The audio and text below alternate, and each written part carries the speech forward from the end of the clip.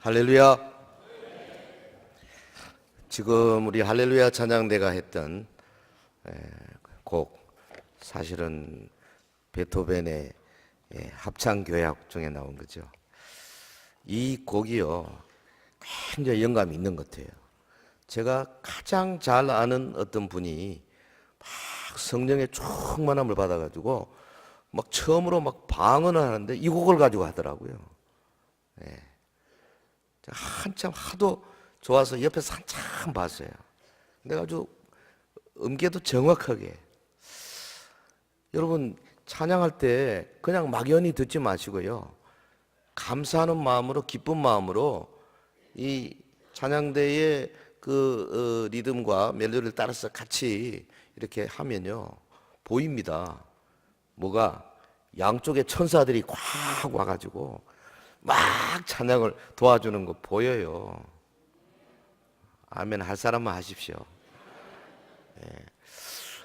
어버이 주일입니다. 교회가 어버이 주일로 지키는 날, 정말 좋은 날이죠. 두 입장이 있죠. 자녀된 입장이 있고 부모된 입장이 있고. 우리가 다 자녀면서 부모거든요. 자녀된 입장에서 보면 주 안에서 우리의 부모님과 어르신들의 은덕을 기억하고 감사하고 내가 좀 더 좋은 자녀가 되어야 되겠다 생각하는 날이겠죠. 부모된 입장에서 보면 좀 더 내가 자녀들과 관계를 가까이 하면서 뭔가 좀 더 하나님이 원하시는 그런 영향력을 좀 끼치면 좋지 않겠나.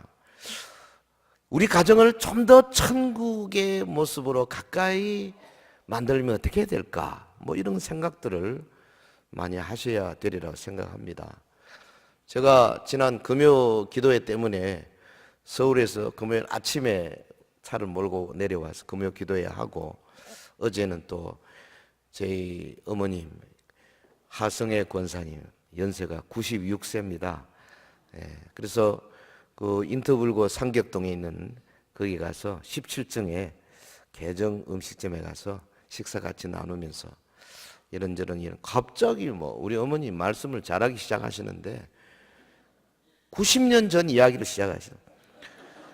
제가 어릴 때 박 목사 옛날에 이랬다, 뭐 옆에 제 와이프가 있는데 좀 부끄럽더라고요.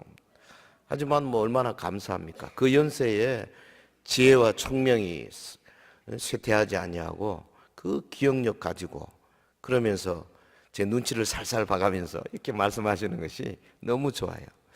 하나님께서요, 우리 모두에게 이 부모된 모습 또 자녀된 모습을 다 주셨기 때문에 항상 자기 입장에서 양쪽을 다 보면서 어떻게 하면은 정말 우리 아이들에게 좋은 본을 끼칠 수 있을까 생각해야 되고요, 어떻게 하면은 우리 부모님에게 더 효도할 수 있을까 생각해야 될 겁니다.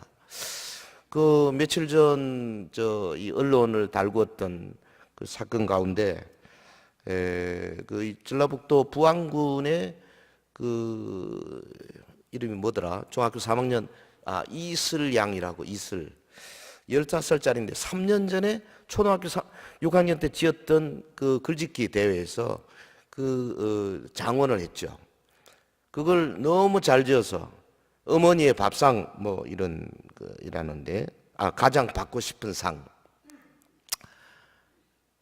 그 내용이 좋아가지고 최근에 어떤 그 학교 선생님이 그 시 동시에서 작사해가지고 그 작사를 조금 개사해서 거기다 곡을 붙여가지고 동요로 만들어. 그 우리 전라북도 교육감이 그 상을 주는 그런 장면 언론에 나온 걸 봤습니다. 가장 받고 싶은 상. 암으로 일찍 떠난 어머니를 그리워하는 아이의 마음. 여러분요, 초등학교 6학년 애가 엄마를 그리워하는 모습이 어떠냐.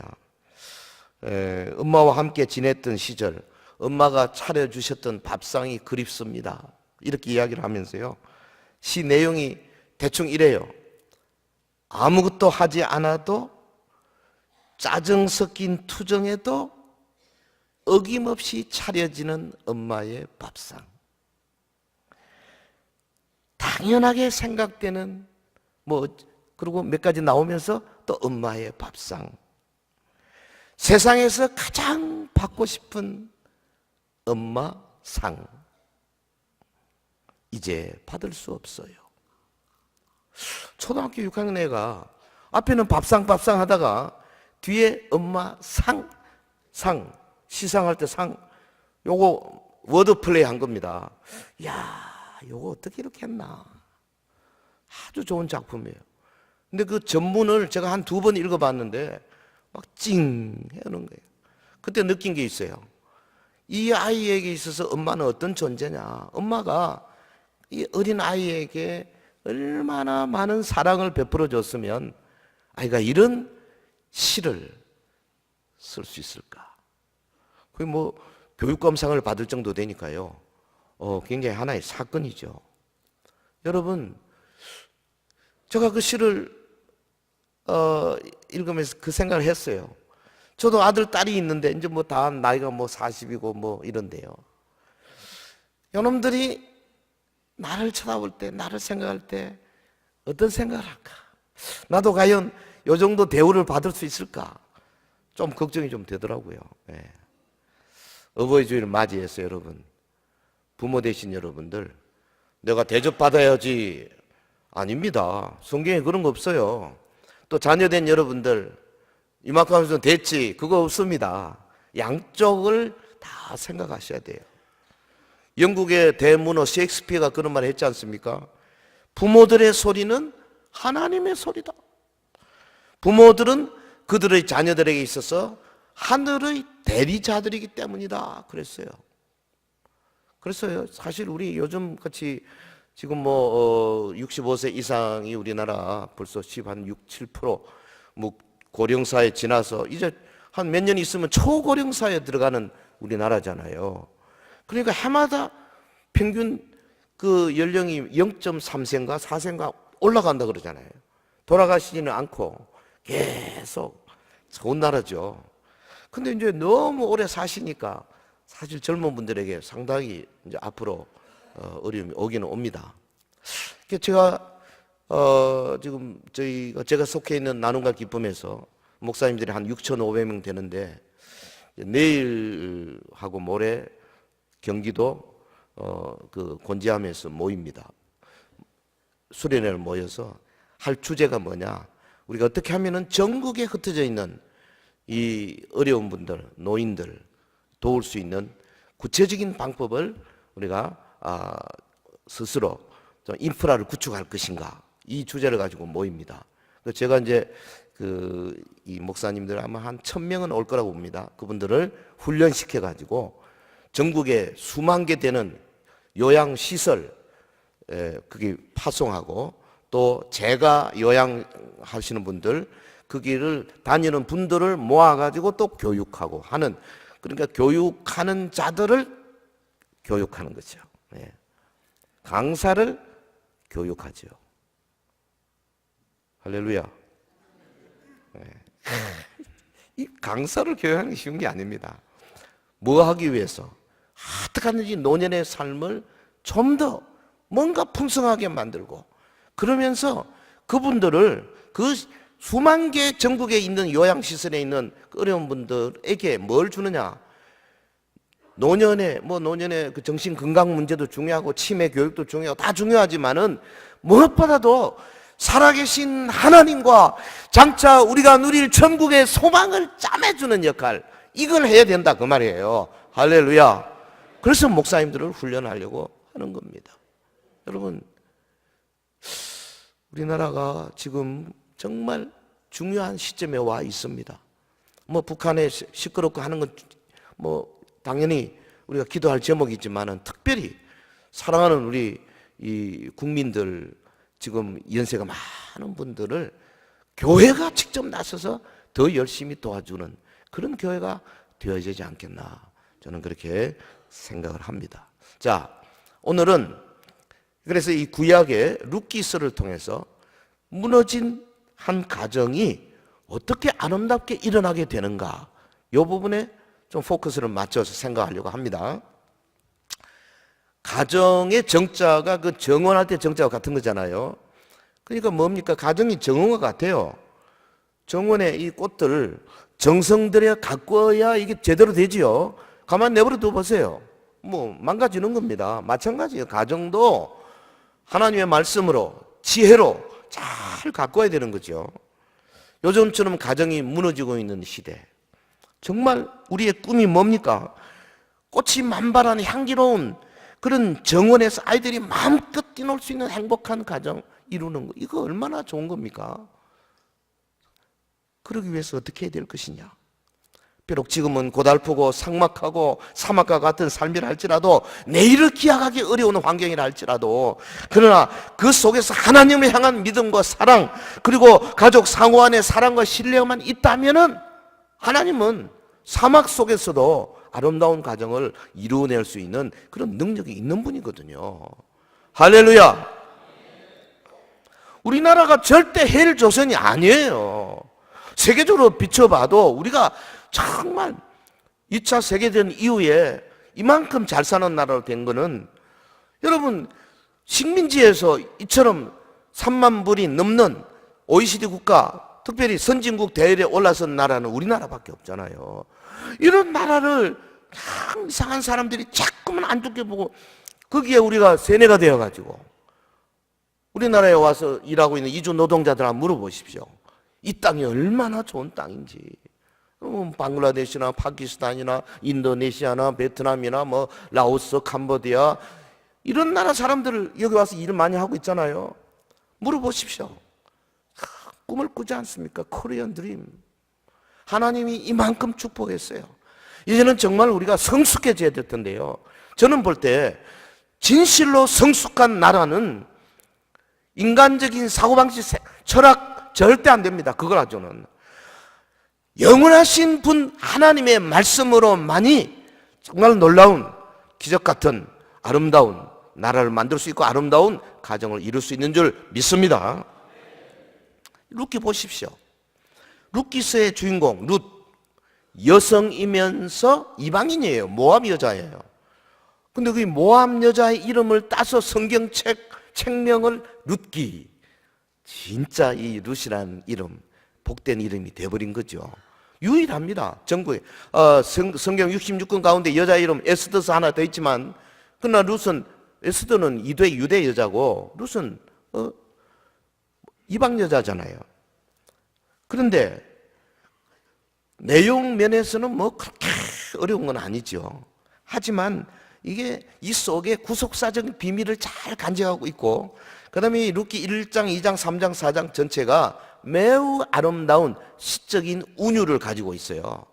그래서 네덜란드의 신학자 아부마가 룻기를 뭐라 그랬냐면, 사사기와 룻기 사무엘서, 사사기와 사무엘서라는 딱딱한 조개 껍질 사이에 끼어 있는 작은 진주다 그랬어요. 그러니까 진짜인가 싶어서 제가요, 지난 며칠 동안 룻기서를 제가 히브리어를 조금 합니다. 그래서 룻기 1장부터 지금 히브리어 읽다 시간이 없어서 3장까지밖에 못 읽었는데 진짜 좋아요. 룻기서만큼 내가 그동안에 왜 이 룻기서를 사랑하지 못했나 싶어요.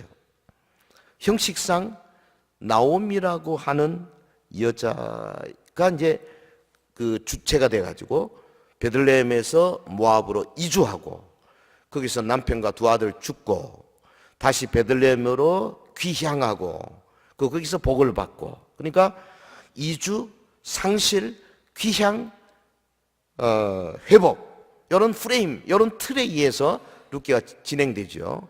근데 사실은 주인공은 그런데 룻입니다. 왜냐하면 나오미의 이 삶의 핵심적인, 회복의 핵심적인 인물이 룻이거든요.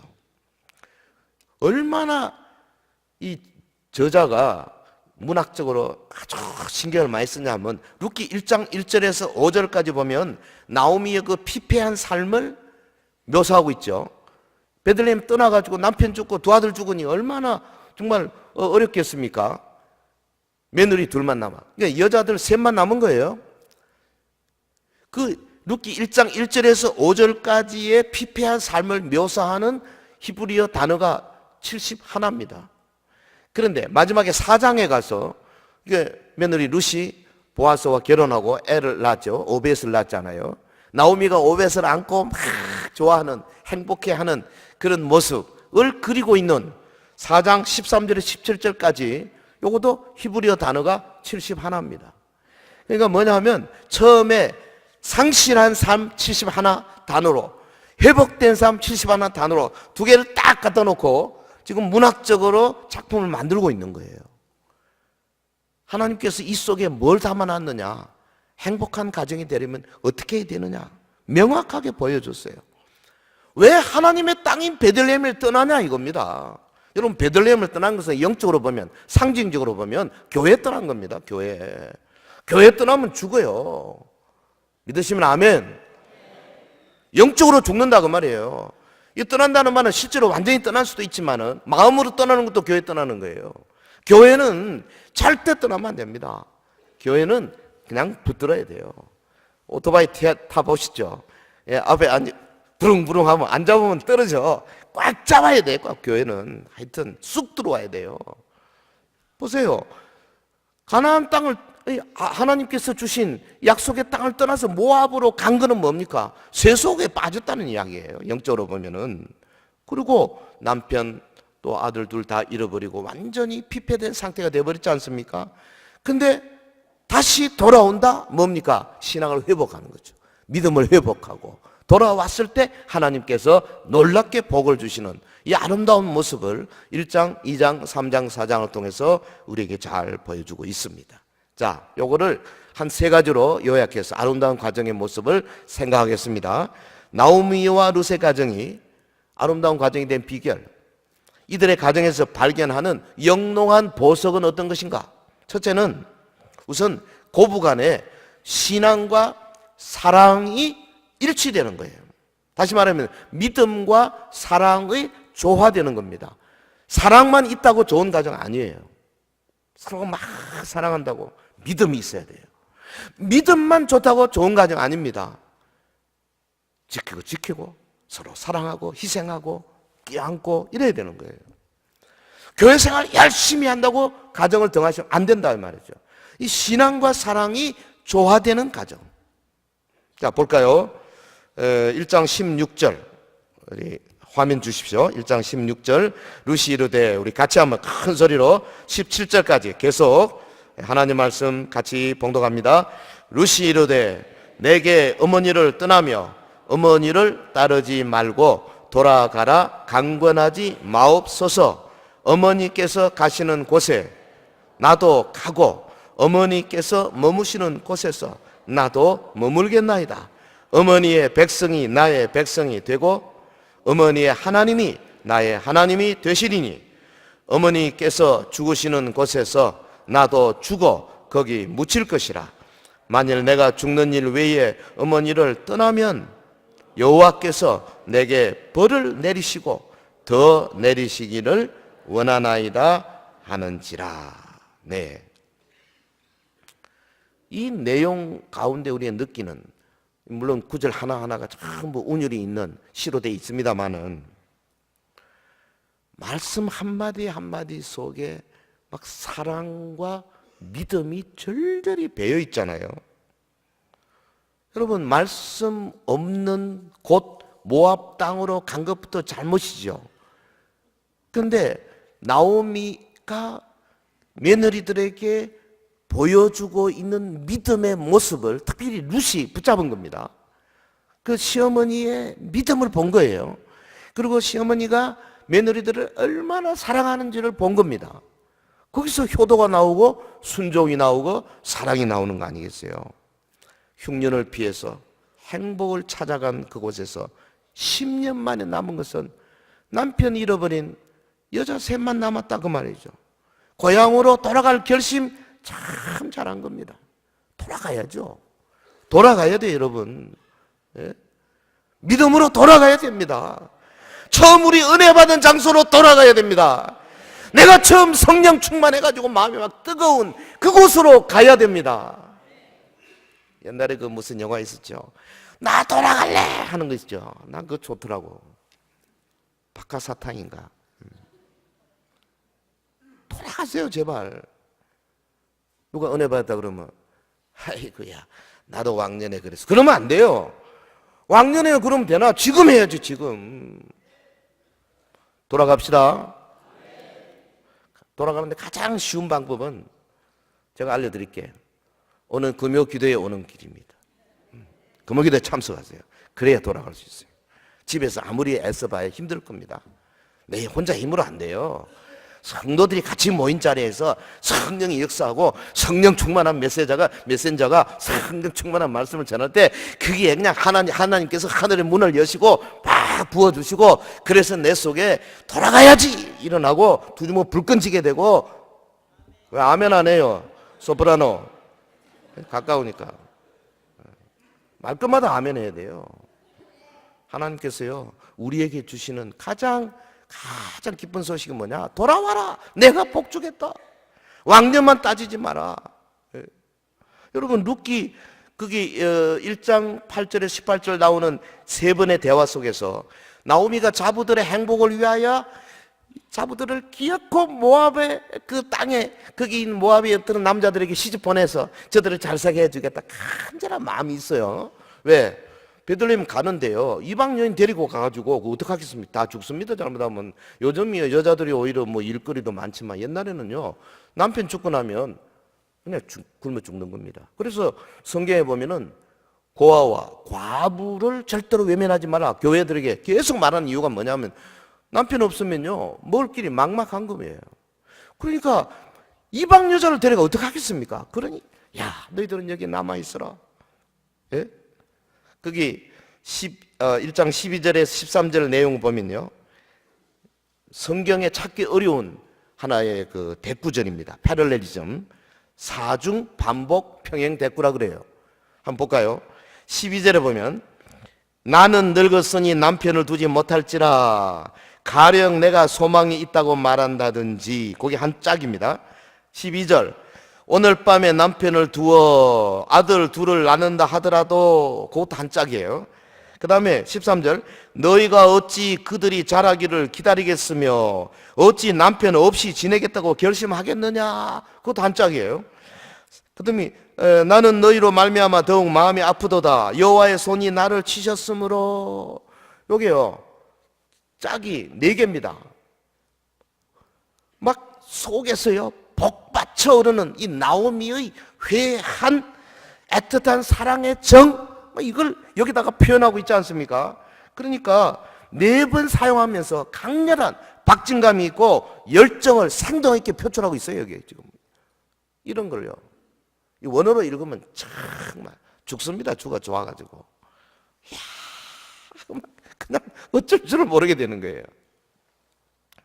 이 본문에서요 나오미가 지금까지 당한 모든 고통이 하나님께로부터 온 것임을 인정하면서 처절한 심정으로 자신의 믿음과 사랑을 나타내고 있잖아요. 예? 유대 땅 베들레헴에서 기근으로 인한 고통, 그걸 못 참아가지고, 좀 참으면 되는데 그걸 못 참아가지고, 교회에서 좀 문제가 있어도 좀 참으면 되는데 그걸 못 참아가지고 그냥 교회를 떠나버려요. 아이고, 가가지고 어떻게 됐어요? 10년 만에 그냥 남편 죽고 두 아들 죽고. 안 돼. 칵 붙들어야 돼요. 그 다음에 두 아들이 앞서 죽어 가슴에 묻은 한을 가지고 초라한 모습으로 이제 고향에 돌아가야 되는데, 그 고향 땅 베들레헴이 뭐 별로 큰 고향이 아닙니다. 그 조그마한 마을이거든요. 가면 나오미 다 압니다. 예, 나오미라는 말이요, 히브리 말로는 오가 좀 길지 않습니다. 오가 약간 그 중간 발으면 나오미. 예. 한번 해볼까요? 나오미. 딱 이렇게 나오미. 이 기쁨이란 뜻 아닙니까? 즐거움, 뭐 이런 뜻이거든요. 그런데 이런 좋은 이름을 가진 여자가 거기 가서 완전히 그냥 슬픔 속에, 비애 속에, 비탄 속에 빠져버렸거든요. 그래서 나중에 베들레헴 와서 뭐라 그랬습니까? 사람들을 만나니까 야 나오미 너 왜 그러냐 하니까 나를 이제 나오미라 부르지 마라. 나는 마라다. 마라가 뭡니까? 쓴물 아닙니까? 비탄, 고난, 고통 이런 거 아니에요. 여러분 보십시오. 그 시어머니를 보는 며느리의 마음이 어떻습니까? 14절에 보면 그들이 소리를 높여 다시 울더니 오르바는 그의 시어머니에게 입맞추되 룻은 그를 붙쫓았더라. 예? 시모의 간곡한 부탁을 받아들여서 그 며느리 오르바는 자신이 뭐 당연히 논리적이죠. 맞죠, 그게. 그래서 그냥 어머니 간절히 붙들고 한번 울고 그러고 지길 갔죠. 이 영적으로, 이 상징적으로 말하면요, 이게 뭐냐 하면 교회가 종말에 세속화돼. 자, 이 플루럴리즘, 여러 가지 다원주의, 종교다원주의 같은데 빠진 세속화된 그런 교회를 의미하는 거예요, 이게. 그러니까 이제 오르바는 이야기 속에서 이제 사라집니다. 끝. 남은 룻. 룻은 뭐라 그랬어요? 룻은 그를 붙쫓았더라. 이게 히브리 말로 따바크입니다. 요건 뭐냐면 오토바이 뒤에서 앞에 있는 그 허리를 꽉 붙드는 거예요. 이게 절대 못 놓게 붙쫓았더라. 따바크한 겁니다. 예? 그러니까 어머니가 아무리 비참한 운명이라도 나는 한 번 맺은 인연을 절대 놓지 않겠다. 그래서 끝까지 따라가겠다 아닙니까? 자발적인 거죠. 절대 뭐 강압이 아닙니다. 이거 상징적으로 말하면 종말에 해를 옷 입은 참교회의 모습이에요. 한 번 그리스도를 안았으면 끝까지 붙드는 겁니다. 절대로 놓지 않습니다. 목숨을 걸고 붙잡는 겁니다. 아멘 안 할 겁니까? 한 번 더 목숨을 걸고 붙잡아야 됩니다. 서연교회 성도여, 목숨을 걸고 그리스도를 붙잡아야 돼요. 모든 성경은 예수님 이야기예요. 사실은 이게 그냥 뭐 시어머니 며느리 이야기 아니에요. 본문 16절 17절 보세요. 거기 절절한 사랑의 고백이 담긴 아마 성경 전체에서 가장 아름다운 구절, 너도 나도 다 이 구절을 꼽습니다.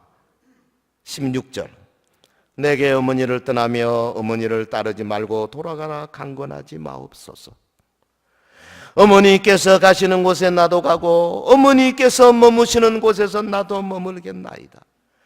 어머니의 백성이 나의 백성이 되고 어머니의 하나님이 나의 하나님이 되시리니 어머니께서 죽으시는 곳에서 나도 죽어 거기 묻힐 것이라. 이야, 참 이거 보세요. 어머니 가는 곳에 나도 가고, 요거 모든 삶을 같이 하겠다는 거 아니겠어요? 어머니의 하나님이 나의 하나님이 되고, 이게 뭡니까? 신앙 고백이요. 철저하게 어머니가 믿는 하나님 나도 믿겠습니다. 모함 여자입니다. 그 다음에 심지어는 어머니 죽으시는 곳에 나도 죽겠습니다. 이거 순교적 신앙입니다. 하나님께서 이 교회 내려다 보실 때 이 나오미하고 룻을 사랑하지 아니할 수 없고 복을 안 주실 수가 없는 거예요. 지금 하나님의 복의 자리로 두 사람이 비록 모습은 행색은 초라하지만은 그 복의 집 안으로 지금 쑥 들어가는 모습이 보이잖아요. 이래야 되는 거예요. 여러분 가정에 믿음과 사랑이 조화가 되기를 주의 이름으로 축원합니다. 신앙만 너무 따지지 마세요. 사랑하십시오. 그리고 온 가족이 서로 사랑하고 서로 그러면서 같이 가정 예배 드리면서 막 하나님께 기도하고 뭐 이런 모습. 시어머니의 신앙과 사랑의 모습을 곁에서 지켜보는 그 며느리 룻. 그래서 그도 신앙과 사랑의 아름다운 고백을 여기 지금 보여주고 있지 않습니까? 우리 서인의 모든 성도들이 이런 가정을 이루게 되기를 주의 이름으로 축원합니다. 자, 신앙과 사랑의 조화가 있는 가정으로 가자. 두 번째, 이 2장 3장의 전체 사건을 가지고 하나를 한번 요약해 보겠습니다. 시어머니의 사랑이 빛나고요, 또 며느리 룻의 효도가 아주 빛납니다. 그러니까 고부간의 지극한 사랑의 모습이 실제 삶 속에서 지금 나타나고 있는 겁니다. 자, 3장 1절 볼까요? 3장 1절 시작. 룻의 시어머니 나오미가 그에게 이르되 내 딸아, 내가 너를 위하여 안식할 곳을 구하여 너를 복되게 하여야 하지 않겠느냐. 루시 5절 6절 시작. 루시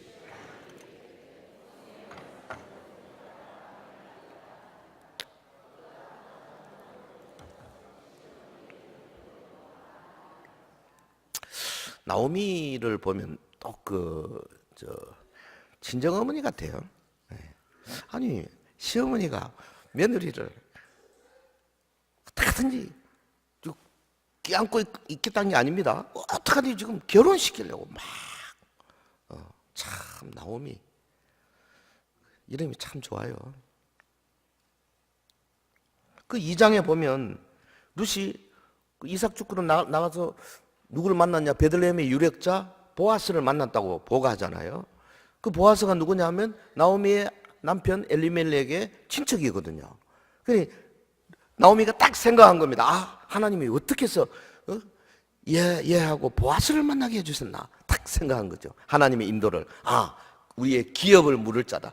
엘리멜렉이 죽었어요. 이제는 조상으로부터 받은 바 땅도 다 없어졌는데 그 보아스를 통해서 자기의 가게를 다시 이을 수 있게 되겠다. 딱 생각을 한 거 아니에요. 그래가지고 막 시킵니다. 3장에 보면 보아스에게 청혼할 때 어떻게 해야 하는지 하나하나 지시해 줍니다. 네가 몸 단장을 어떻게 하고 와서 어떻게 그를 만나고 무엇을 어떻게 해라. 보아스가 와서 들어 눕거든. 너는 사그머니 가서 그 발 밑에 있는 이불 밑으로 들어가라. 뭐 이런 것까지 가르쳐줘요. 이래가지고 결국은 결혼하게 만들지 않습니까? 근데 루시요 얼마나 순종을 잘하는지. 흔히 우리 사회에서 뭐 고부간의 사이가 좀 나쁘다 뭐 이거 당연한 것처럼 생각하는데 그렇지 않습니다. 하나님 사랑하고 믿음으로 가정이 이루어지게 되면 그 결과가 어떻게 됩니까? 시어머니든지 친정어머니든지 뭐 누구든지 다 우리 부모가 되는 거예요. 실제로 또 그런 분들이 많고요. 또 나오미 입장에서는 젊은 자부가 불행한 일생을 살지 않고 늙은 시어머니를 봉양하느라고 고생하지 않고 편히 잘 살게 해주겠다고 생각하는 거 당연한 거죠. 여러분, 이 며느리 루시요, 그 시어머니에게 보인 효를 생각해 보면 정말 대단합니다. 뭐니 해도 무조건 순종했어요. 예.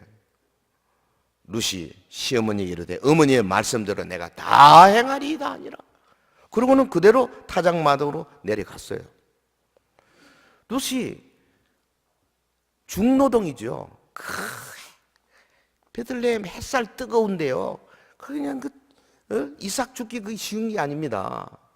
저도 어릴 때 그 시골에서 아주 꼬마 때 자랐기 때문에 논 밭 보리 베고 뭐 할 때 이삭 죽는 거 많이 해봤어요. 어떤 밭에 가보면 이삭이 하나도 없어. 그냥 싹싹 긁어 다 가져. 근데 어떤 데는 여기저기 막 보리가 막 널려지고 있잖아요. 보아스가 그 루스의 이야기를 듣고 자기 하인에게 시키지 않습니까? 너 다음에 추수할 때 이삭을 좀 남겨라 여기다. 또 그것이 우리 하나님 뜻이고요. 얼마나 어려운지 모릅니다. 힘든 그 중노동을 시어머니를 위해서 그대없이 순종하는 모습, 이게 루시예요. 그 유명한 밀레의 그 이삭 죽기 그림 있잖아요. 그게 그 모압 여인 룻을 그린 거 아닙니까? 타국에 와서 모압에서 타국에 와가지고 정성껏 봉양하는 며느리 룻. 딱 그림을 보면 가슴이 막 와닿지 않습니까? 그 룻은 이렇게 열심히 일을 할 뿐 아니라 소통이 잘 됐어요. 돌아오면 하루 종일 있었던 거 다 그냥 막 가나다 순으로 그냥 쫙쫙 다 말씀해 드린 거예요. 그러니까 하나도 숨기는 게 없었어요. 요게 아주 중요한 점이에요. 여러분 부모님과 소통 잘 하세요. 제발 좀 제가 뭘 하나 숨기는 것 같은데 이러면요. 그 다음부터는 솔직히 영적인 교감이 잘 안 되는 겁니다. 아내와 남편 간의 관계도 그래요. 저 여자가 어딘가 지금 뭘 좀 숨기는 것 같다 싶으면요. 은근히 기분 나쁘고 그 다음부터 영교가 잘 안 돼. 예. 있는 대로 다 줘야 돼. 다 가르쳐 다. 투명하게 사십시오. 아멘. 지갑 따로 차지 마시고 투명하게. 이런 게 그 행복한 가정을 향하는 ABC예요. 그 나오미와 룻의 관계는 그러니까 하나님과 인간 사이의 관계를 보여주는 그림자죠. 그 나오미가 가진 특별한 사랑, 이건 뭡니까? 주님의 거룩한 사랑의 상징 아닙니까? 하나님께서 만민을 사랑하셔서 우리를 구원해 주시는 거룩한 구속의 사랑이에요. 룻이 절대적으로 순종하는 마음을 가지고 어머니를 섬기는데 우리 그리스도인의 올바른 신앙 자세가 여기 있는 겁니다. 고부간의 지극한 사랑. 이게 바로 우리 가정, 우리 서연의 모든 성도들의 가정이 되기를 주의 이름으로 축원합니다. 자, 실제로 가정 멤버끼리 서로 사랑에 교제하고 소통하고 그 가정 안에는 항상 믿음과 사랑이 조화가 되어 있고 이렇게 될 때 하나님이 복을 안 주실 수가 없죠. 자, 세 번째, 행복한 결말을 맺었다는 사실을 같이 생각하겠습니다. 4장 13절에 보면 이에 보아스가 룻을 맞이하여 아내로 삼고 그에게 들어갔더니 그 다음 같이 합시다. 여호와께서 그에게 임신하게 하심으로 그가 아들을 낳은지라. 해피엔딩이죠. 이 아름다운 가정. 룻은 어머니가 시키는 대로 해서 보아스와 재혼하게 되고 오벳이라 불리는 아이를 낳게 됐습니다. 부잣집에 시집가서 그 집에 상속자를 낳은 것만 해도 뭐 더할 나위 없는 축복이죠. 본문에 보면 여호와께서 그에게 임신하게 하심으로 요 구절을 딱 넣어놨습니다. 임신은 여호와께서 하게 하시는 거예요. 우리 성도들의 가정에 말이죠. 아멘. 여러분 자녀들은 여호와께서 주신 거예요.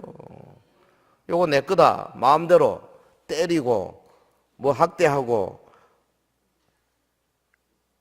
주일날 교육의 아줌마 학원 가 마음대로 할 수 있는 게 아니에요. 하나님이 가라는 보낸 대로 가야지. 이 여호와께서 주신 거라니까요. 이 관념이 우리 부모들에게 있어야 되는 겁니다. 나오미가 오벳 이 아기를 안고 그 즐거워하는 모습, 이웃 아낙네들이 모여가지고 막 떠드는 모습, 그게 4장 14절 나오잖아요. 여인들이 나오미에게 이르되 찬송할지로다 여호와께서 오늘 내게 기업 물을 자가 없게 하지 아니하셨도다. 이 아이의 이름이 이스라엘 중에 유명하게 되기를 원하노라. 15절 이는 내 생명의 회복자이며 내 노년의 봉양자라. 곧 너를 사랑한 7 아들보다 귀한 내 며느리가 낳은 자로다. 그 동네 여인들이요 룻을 가리켜서 7 아들보다 더 귀한 며느리다 이렇게 죽여주지 않습니까? 네? 아기를 안고 있는 나오미의 행복한 모습 생각만 해도 기분 좋. 생각만 해도. 엊그제 저희 아들놈 지금 이제 딸 손녀죠 저한테는 이름이 은혜입니다. 은혜. 예. 근데 얘가 드디어 걸었습니다. 장모님하고 저 며느리가 이렇게 둘이 잡고 아들이 아마 이 동영상 촬영하고 그랬던가 봐요. 그 처음에는 이 얘가 겁이 많아요. 제 아들도 그랬어요. 겁이 많아서 어릴 때. 그 있다가 이제 엄마가 놓고 뒤로 물러서니까 이러고는 이 몇 발을 걷더라고요. 아이고 그 모습을 보고 그 장모님이 막 저희 사돈이죠. 좋아가지고 박장대소를 하고 즐거워 뛰는 그 교회 권사님이신데 제가 오늘 여러 번 봤어요. 아 이거 참 카톡이 좋긴 해요. 이 애가 이렇게 뛰노는 모습이 얼마나 좋은지 이 하나님이 주신 축복이에요. 나오미가 지금 그 축복을 누리지 않습니까? 얼마 전만 해도 내 이름을 나오미라 하지 마라 나는 말하다 마라 그랬습니다. 그런데요 신앙과 사랑이 조화되고 그야말로 그 가족의 멤버들 둘이서 서로 사랑하고 서로 아끼고 이 모습을 보시고 하나님께서 막 복에 복을 주시니까 이렇게 축복받잖아요. 그게 다가 아닙니다. 여러분 가장 큰 축복인 이 가정에서 장차 다윗 왕이 나왔잖아요. 오벳 오벳 아이 이름이 오벳인데 오벳 아들이 이름이 뭡니까? 이세 아닙니까? 이세가 누구예요? 다윗의 아버지잖아요. 그러니까 이 오벳은 다윗의 할아버지예요. 룻이 다윗의 할아버지를 잉태한 해산한 거예요. 그러니까요. 모압 여인 룻에게서 예수 그리스도가 오시는 그 길 다윗 그리고 예수님이 오셨잖아. 마태복음 1장 1절에 보면 룻이 나옵니다. 예수님의 족보에 나오잖아요. 얼마나 큰 축복입니까? 우리는 뭐 아무리 믿음이 좋아도 예수님의 족보에는 아직 이제 못 들어갑니다. 이미 끝났기 때문에. 그러나 영적인 더 좋은 족보가 우리 뒤에 주님이 늦게 오신다면 말이죠. 족보가 있을 거예요. 할렐루야. 그런 가정 좀 만들고 싶지 않습니까? 제일 빨리 그 축복의 항아리 속으로 들어가는 비결은 이번 금요일 기도에 오는 겁니다. 기도해 오십시오. 많이 오세요. 엊그제 너무 적게 왔더라고. 적어도 한 500명 와야지. 꽉 채워야죠. 그래서 거기서요, 두 손 들고 기도하면서 주여 외치면서 교회를 위해서 기도하고 성도들을 위해서 기도하고 믿음이 연약한 자들을 위해서 기도하고 교회를 떠나간 사람들을 위해서 기도하고 특별히 이 나라를 위해서 기도하고 북한의 2,500만 사랑하는 우리 동포들을 위해서 기도하지 않겠습니까? 그래야 되지 않겠어요? 룻기에서 사실을 빠뜨릴 수 없는 것이 이 고엘 제도에 대한 건데요. 이 고엘이라는 말, 친족이란 뜻에서 유래한 말 아닙니까? 기업을 물을 자다. 그러니까 엘리멜렉의 친족 중 보아스가 기업 물을 자가 됐어요. 그래서 이 나오미 가정에 다 잃어버렸던 그 조상의 모든 유산을 다시 찾아주는 이 역할을 보아스가 해주지 않습니까? 누굽니까 이게? 결국은 보아스는 오늘 예수 그리스도를 예표하는 인물이 되는 거죠. 나오미의 삶이 보아스를 통해서 처음에 emptiness, 텅 빈 삶으로부터 시작해서 fullness, 충만한 삶으로 바뀐 것처럼 저와 여러분이요, 비록 부족하지만 우리가 이처럼 예수 그리스도의 믿음 그리고 우리 사랑하는 성도들 간의 사랑 이거로 충만하게 되면 우리의 emptiness도 fullness로 얼마든지 바뀔 수 있는 그 길이 열리게 된다 이거죠. 할렐루야. 사랑하는 성도 여러분, 여러분의 가정도 신앙과 사랑이 일치하는 그리고 조화되는 가정이 되면 정말 좋겠어요. 나오미와 룻처럼 고부간의 사랑과 효가 빛나는 가정, 부모와 자녀의 사랑이 빛나는 가정이 되면 좋겠습니다. 형제와 형제, 자매와 자매 서로 빛나는 사랑의 가정이 되면 좋겠어요.